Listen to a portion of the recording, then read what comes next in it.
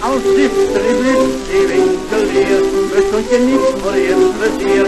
Aan kaas en vlees en margarine was als die cent met te verdienen. Want in de Haagse zaten wijzen diezelfde maximum prijzen. Dat hielp de mensen in de nood en de winkelier had geen droog brood.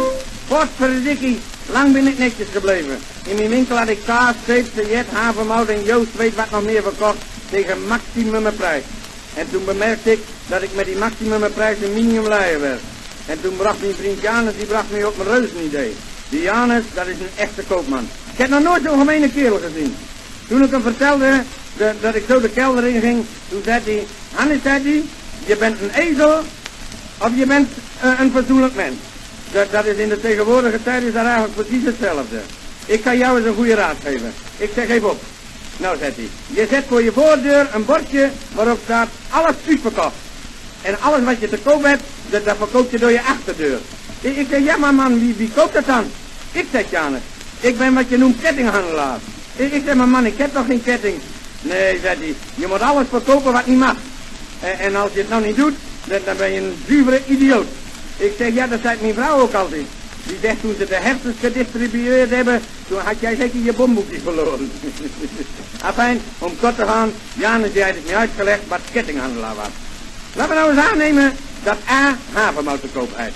Die verkoopt het tegen 2 gulden het half pond aan B. B verkoopt het aan C voor 3 gulden, C weer aan D voor 4 gulden en zo gaat het hele ABC door. En als het dan aan Z is, dan zou je denken dat die de havermout ophaakt. Kun je begrijpen? Z die verkoopt het weer aan A en zo begint het weer van voren af aan.